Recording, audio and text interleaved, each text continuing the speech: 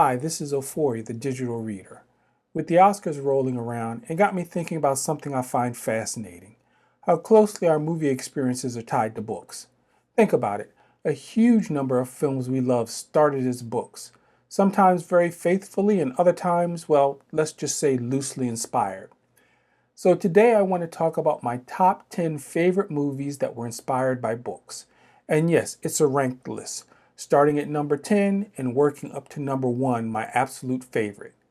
Now, before we dive in, I should say this. I also have a ton of favorite movies that weren't inspired by books. Maybe one day I'll make a list of those. But for today, it's all about books and their cinematic counterparts. And before we start the top 10, I do have an honorable mention. Honorable mention, Lonesome Dove. I have to start here because I couldn't do a list of my favorite book-based movies without this. Technically, it's not a movie, but a miniseries, and honestly, if it were a single movie, it would probably be my number one. Lonesome Dove is a western about two retired Texas Rangers, Gus and Call, who decide to lead a cattle drive from Texas to Montana.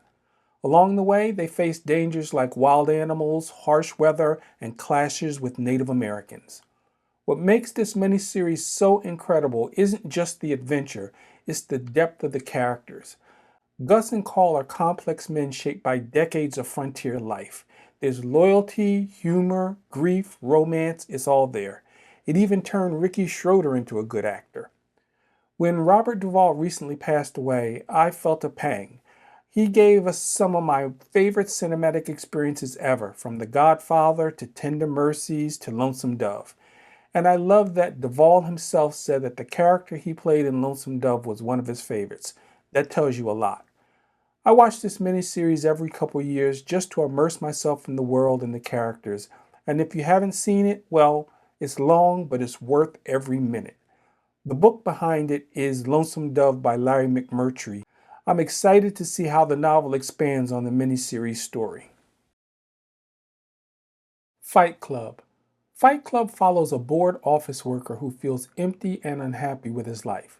He meets a rebellious man named Tyler Durden, and together they start a secret club where men fight each other to feel alive again. The club quickly grows and turns into a dangerous underground movement that wants to destroy modern consumer culture. I won't say I avoided Fight Club, but when the trailers first came out, I thought it seemed kind of silly. It wasn't until a few years later when I saw it on a streaming service that I realized how incredible it actually is. On the surface, it's darkly funny and a bit tongue-in-cheek, but underneath it's serious, exploring consumerism, identity, and that feeling of being lost. As a young man growing up in the 80s and 90s, I related to that sense of searching for where you fit in, idolizing athletes, actors, and stars, and wondering what your place in the world is. Fight Club nailed that feeling. Later, when I read the book by Chuck Palahniuk, it added even more depth, making me appreciate the movie even more. Together, they're the perfect pair, visually striking, thought-provoking, and unforgettable. The Natural. The Natural is about a mysterious baseball player named Roy Hobbs who shows up to play for a struggling baseball team. Years earlier, his promising career was ruined after he was mysteriously shot before making it to the major leagues. Now older, he gets a second chance. Using his incredible talent and his famous homemade bat called Wonder Boy, Roy helps turn the losing team into winners while chasing the dream he almost lost. America is a relatively young country, so people don't always think of it as having its own mythology, but we absolutely do. Our comic book heroes, our legendary athletes, and the way we celebrate sports figures are all part of that mythology. And when I watch The Natural, that's exactly what it feels like to me, an American myth. The story plays out almost like a classic epic. It has elements of Greek tragedy, like something out of the Odyssey or the Aeneid, but set in the world of baseball. Every time I watch it, I find little details that add more depth to the story. Casting Robert Redford and Kim Basinger just reinforces that feeling. They both embody a kind of classic American stardom, and the movie itself centers on baseball, America's pastime. I'm not even a huge baseball fan, but the Americana of the film always pulls me in. The movie is based on The Natural by Bernard Malamud, which I haven't read yet, but it's definitely a book I want to add to my collection someday. Train Spotting. Train Spotting is about a group of friends in Scotland who are caught up in heroin addiction. The main character, Renton, wants to escape that life, but keeps getting pulled back by his chaotic, drug-using friends. The movie follows their highs, lows, and betrayals as Renton struggles to break free and choose a better future. It's gritty, darkly funny, and shows how hard it is to change when everything around you is a mess. I had a friend who loved art house movies, and one night he convinced me to go to see Train Spotting in a small theater. He knew I usually wasn't into indie films or movies with heavy accents or subtitles, but he thought I might like this one. And honestly, it completely changed what I thought about indie movies. The film felt incredibly raw and real. If you've ever known someone affected by drugs or seen how addiction can take over someone's life, it really captures that experience. It also shows what it's like being around friends who are bad influences and how hard it can be to break away from that environment. I've watched it several times, and every time it still hits me the same way. I never feel like, oh, I've seen this already. Instead, I always find myself rediscovering moments I forgot about. The movie is based on Train Spotting by Irvine Welsh. I do want to read that someday, though I've heard the Scottish slang can make it a tough read. But whenever I get the chance, it's definitely one I want to tackle. A Clockwork Orange. A Clockwork Orange follows a violent young man named Alex who spends his nights committing crimes with his gang. Eventually, he's arrested and sent to prison. To get out early, he volunteers for a new experiment that's supposed to cure criminals by making them physically sick whenever they think about violence. The treatment works, but it also takes away his ability to choose between good and evil, raising questions about free will and whether forcing someone to be good is really justice. I had actually never heard of A Clockwork Orange. A friend of mine had some friends visiting from the UK, and since I've lived in Philadelphia my whole life, I gave them the usual mini tour. Cheesesteaks, the Liberty Bell, all the classic Philly stuff. But one thing they kept asking was if they could watch A Clockwork Orange because at the time it had been banned in the UK. So we went to a video store, back when video stores were still a thing, picked it up and watched it that night, and I was completely pulled in. The movie is intense, but what really fascinated me was the central idea. This experiment about human nature and whether you can force someone to be good by taking away their ability to choose. Years later, I read A Clockwork Orange by Anthony Burgess, and it added even more depth to that world and those characters. The movie is powerful, but the book really fleshes out the ideas behind it. That said, it's definitely not a movie for the faint of heart. Conan the Barbarian. Conan the Barbarian is about a warrior named Conan who seeks revenge after his parents are killed and his village destroyed by a cult leader named Thulsadun. Raised as a slave and trained as a fighter, Conan grows strong and sets out on a journey of vengeance. Along the way, he battles monsters, forms alliances, and faces betrayal, all leading to an epic showdown with Thulsadun. It's a gritty, action-packed fantasy about strength, survival, and destiny. When I was growing up, my whole family were basically nerds, and we all read comic books. My brother would buy them, then I'd read them, then my mom, then my sister, and finally my dad. My dad used to read them while he ate, so by the time the comic got to him, it usually came back with food stains. That was the end of the line for that issue. One series we all loved was the Conan comics from Marvel along with Red Sonja. So when Conan the Barbarian came out, the whole family went to see it. My dad was away on tour, he was a musician, but the rest of us went, and I still remember my very proper mom's eyes popping when she saw Conan on the screen. Casting Arnold Schwarzenegger was perfect. At the time, audiences had never seen a physique like that in a mainstream movie, and he completely embodied the character. The film comes from the Conan stories by Robert E. Howard, especially the collections like The Coming of Conan the Cimmerian. And to this day, whenever I picture Conan, it's Arnold from that movie. The Accidental Tourist. The Accidental Tourist is about a quiet travel writer named Macon Leary who writes guidebooks for people who hate traveling. After his son dies and his marriage falls apart, Macon's life becomes very routine and lonely. Things start to change when he meets a quirky dog trainer named Muriel who slowly helps him open up and start living again. The movie is really about grief, healing, and learning to take chances in life and love. The reason I love The Accidental Tourist is because the romance in it feels more real than almost any romantic movie I've ever seen. In most rom-coms, the characters are beautiful, charming, and basically people everybody would want to be with. But in The Accidental Tourist, the characters feel like people you might actually know in real life. They're kind, but they have quirks and flaws, and sometimes they're a little awkward. What the movie really shows is that real romance isn't about two perfect people getting together. It's about how two people change when they're with each other. Sometimes people who seem like an odd match actually bring out the best in each other. They become braver, funnier, or more confident together. That's what makes the characters feel so authentic to me. They remind me of real people I've known.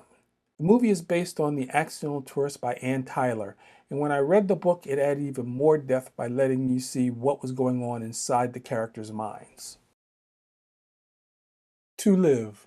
To Live follows a man named Fugui who loses his family fortune through gambling but slowly rebuilds his life with his loyal wife. As the years pass, the couple struggles to survive while China goes through huge political changes, including war and the rise of communism. The story shows how ordinary people endure loss, hardship, and tragedy while simply trying to keep their family together and keep living. When I was younger, the main reason I watched movies from other cultures was because they were action packed, not because I really wanted to learn about those cultures. But that changed when a friend recommended To Live. At the time, I wasn't really into subtitles, but I decided to give it a try, and it completely drew me in. What fascinated me was that it never felt like a huge epic movie. Instead, it felt like a very personal story about one family living in China, and you're almost like a fly on the wall watching their lives over the many years. There are ups and downs, struggles and joys, but in the end, it just feels like life unfolding. It was my first introduction to Gong Li, who gives an incredible performance. She's completely magnetic on screen and really carries the emotional weight of the film. The movie is based on To Live by Yu Hua, which I definitely want to read someday to get even more insight into that world and those characters. Little Big Man. Little Big Man follows a very old man named Jack Crab who claims he's the only survivor of the Battle of Little Bighorn. As he tells his life story, we see how he grew up partly with Native Americans and partly with white settlers, constantly switching between two very different worlds. Along the way, he becomes many things: adopted son, gunslinger, snake oil salesman, and scout. Through Jack's wild and often funny adventures, the movie shows the chaos, cruelty, and absurdity of life in the American West during the 1800s. Little Big Man is one of those movies that feels like a masterclass in human nature. The story is told like a faux biography of the main character, and you watch him move through his entire life experiencing different cultures, communities, and ways of living. What really stands out is that no matter where he goes, people are still people. The motivations might look different on the surface, but underneath, they're often the same. Dustin Hoffman is excellent in this role. I wouldn't necessarily call it his greatest performance, but he plays this kind of naive guy who keeps searching for the place where he finally belongs. Every time he thinks he's found it, he eventually sees the darker side of that world and realizes it's not quite right for him. In a strange way, it reminds me a little of Monty Python's Life of Brian, where the main character keeps stumbling through situations while trying to figure out where he fits. The film is based on Little Big Man by Thomas Berger, which I read and loved for the same reasons, although it has more of the main character's narration and voice, which makes it even better. Remains of the Day. The story follows Stephen, a very serious English butler who has spent his whole life serving a wealthy lord. He believes that doing his job perfectly is the most important thing in life. Over the years, he ignores his own feelings, especially his growing affection for the housekeeper, Miss Kenton. As he gets older, Stephen begins to realize that his loyalty to his employer may have been misplaced and that he may have missed his chance at love and a fuller life. The Remains of the Day has always felt to me like one of the most technically perfect movies I've ever seen. The lighting, the acting, the pacing, the scenery, everything is just perfectly on point. If someone asked me to watch a masterclass on how to make a great film, this would be one of the first movies I'd recommend. The performances are incredible. Anthony Hopkins is at his best, and Emma Thompson is fantastic as well. The whole movie just feels carefully crafted, from the quiet emotional moments to the beautiful settings and cinematography. That doesn't necessarily mean it's the greatest movie I've ever seen, but from a technical standpoint, there's almost nothing in it I would change. Every element feels intentional and perfectly executed. The film is based on Remains of the Day by Kazuo Ishiguro. I haven't read the book yet, but I recently picked it up and I'm really curious to see how the story works on the page compared to the film. Godfather 1 and 2. The Godfather and The Godfather Part 2 tell a story of a powerful crime family in America. In the first movie, the Corleone family is run by an aging mob boss named Vito Corleone. When he's nearly killed by rival gangs, his youngest son, Michael Corleone, who originally wanted nothing to do with crime, steps in to protect the family. Over time, Michael becomes more ruthless and ends up taking over as the new head of the family. The second movie shows two stories. One follows young Vito rising from a poor immigrant in New York to becoming a powerful crime boss. The other follows Michael running the family business as he deals with betrayals, enemies, and government investigations. By the end, Michael has more power than ever, but he's also more isolated and alone than anyone in his family before him. My absolute favorite movies based on a book aren't a deep cut or surprise. It's The Godfather and The Godfather Part 2. I know that's technically two movies, but they both come from the same source, The Godfather by Mario Puzo, so I really think of them as one story. Honestly, I grouped them together because I couldn't pick a favorite even if I tried. They feel completely connected, almost like two halves of the same masterpiece. To me, they're not only the greatest movies based on a book, they're among the greatest movies ever made, period. What's fascinating is how much these films have influenced culture across the world, not just America. The Godfather movies are a worldwide cultural touchstone. People quote them, reference them, and study them. In some ways, it's almost funny that the movies are so famous that people sometimes forget they were originally based on a novel. I haven't read the book yet, but it's definitely on my list. I'm really curious to see how it compares because sometimes the book actually adds depth to stories that were already amazing on screen. So that's my full list. Honorable mention, Lonesome Dove. At number 10 is Fight Club. Number 9, The Natural. Number 8, Train Spotting. Number 7, Clockwork Orange. Number 6, Conan the Barbarian. 5, Accidental Tourist. 4, To Live. 3, Little Big Man. 2, Remains of the Day. And number 1, Godfather 1 and 2. Because of the Oscars, I thought this would be a fun list to share. Books and movies are so intertwined, and exploring them together gives you a richer appreciation for both. So I hope you enjoyed this. This is Ofori, the digital reader, and keep reading.